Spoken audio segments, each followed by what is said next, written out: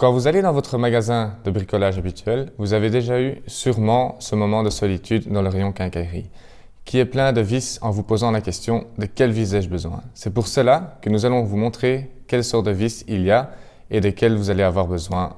Donc la première chose que nous voyons aux vis, ce sont les têtes. Celle-ci est une tête non fraisée. Celle-ci se pose sur la surface du bois et qui dépasse au-dessus. Puis vous avez les têtes fraisées, celles qui se mettent le long du bois. Donc comme vous voyez, elles sont complètement aplaties. Et naturellement, vous avez donc encore une en plus. Celle-ci ne se fraise pas automatiquement. Si vous regardez bien, autour de celle-ci, il y a des fines petites rainures sur les côtés qui se fraisent un trou dans la planche, alors qu'une vis normale ne l'a pas. La première chose que vous voyez aux vis, ce sont les têtes. Vous pouvez suivre à la caméra, vous allez voir que ceci est une croix simple. Et naturellement, l'embout aussi est simple. Donc ici, il n'y a rien, c'est juste une simple rainure. Les placer ensemble. Et pour voir la taille exacte de vos vis, souvent c'est marqué aussi sur vos emballages. Vous avez les posidrifs. Comment on voit la différence? Il y a deux croix l'une dans l'autre. Vous voyez que quand je tourne, il y a une petite ligne qui s'apparaît. La même chose à l'embout même. Vous avez une deuxième croix intercalée dans l'embout. Ceci, de nouveau, vous les placez l'une dans l'autre, qui permet une plus grosse prise. Et ce qui est nouveau dans le marché, mais déjà depuis quelques années, mais qu'on utilise de plus en plus, ce sont les embouts étoilés, ou plutôt dit un Torx. Le Torx se prononce avec un T et puis le chiffre. Et vu qu'il y a 6 embouts de prise, il y a plus de puissance pour visser. Dans toutes les vis, nous avons des vis universelles, des vis à bois et des vis à métaux. Vous avez les vis universelles. Ceux-ci sont juste pointus et ceux-là nous utilisons souvent dans toute construction avec une cheville. Ceux que nous utilisons pour le bois, comme vous voyez, il y a une toute fine petite rainure qui permet de s'agripper directement au bois. Et puis vous avez naturellement les vis autoforants qui a une petite tête forante et qui s'agrippe directement à travers le métal ou les grosses plaques.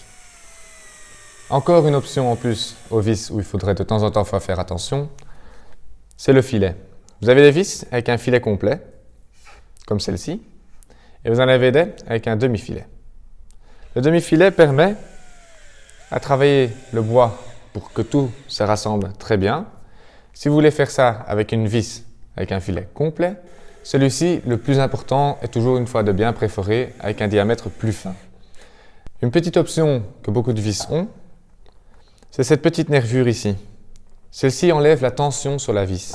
Et cette petite nervure, qui est à l'opposé de votre tige ou votre filet, va retirer l'écrase qui est dans votre trou et permet aussi une facilité à visser plus vite. De cette manière, vous pouvez déjà un peu choisir vos vis, mais naturellement, une vis est trempée. Et si elle est trempée, il faut savoir aussi pourquoi elle va servir. La plupart des vis sont en acier, mais elles sont naturellement toutes trempées pour qu'elles ne font pas naturellement une réaction directe avec leur environnement.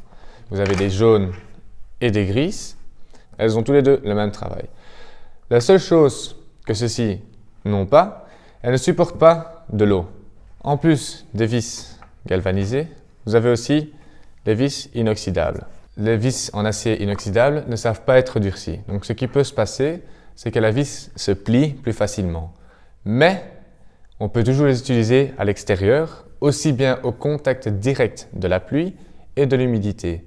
Et en plus de tout ça, c'est que celles-ci supportent les acides tanniques. Le bois peut lâcher certains acides tanniques qui va attaquer la vis, qui va préparer une corrosion et qui va affaiblir votre vis. Dans le rayon, vous allez aussi voir la vis noire. Qu'est-ce qu'est une vis noire? La vis noire est une vis phosphatée.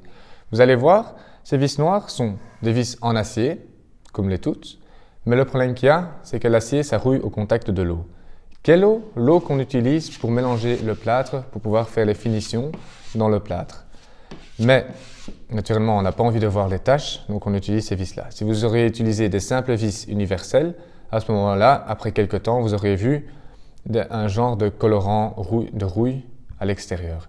Vous allez aussi voir sur les côtés, il y a une doublure. Cette doublure-là va permettre au carton, des plaques en plâtre, ça va permettre de se plier un peu pour éviter qu'il y ait de l'eau qui pénètre directement dans la plaque. La vis dépend toujours de votre ouvrage. Votre ouvrage, maintenant par exemple, si vous placez une terrasse, vous avez la vis spécialement conçue pour le bois dur. Si maintenant vous allez prendre une vis universelle qui est comme celle-ci, nous utilisons toujours celle-ci avec une cheville pour éviter naturellement que ça ressorte du mur. Et puis vous avez la vis MDF, c'est celle-ci. Elle est beaucoup plus fine comparée aux autres. Pour quelle raison? Pour qu'elle sache travailler le MDF plus facilement. Mais vous allez voir, au bout, vous avez une fine petite pente.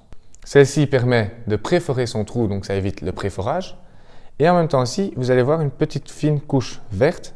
Ça, c'est une petite wax qui permet de travailler lentement et qui freine aussi votre travail pour éviter que votre MDF ne se fende. La construction et la vis dépendent aussi surtout de la taille de votre construction.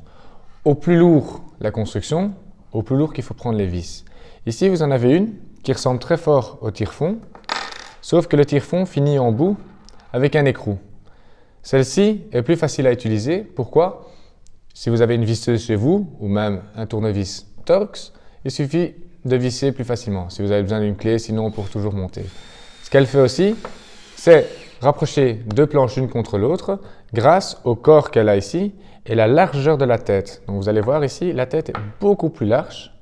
Elle donne environ 6 à 8 mm au-dessus de la surface de votre planche. Ce qui est aussi pratique, c'est que celle-ci, on sait aussi toujours utiliser pour des isolants.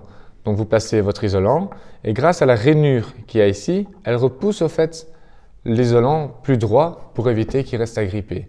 Naturellement, vous allez voir, il y a aussi la pointe qui est devant.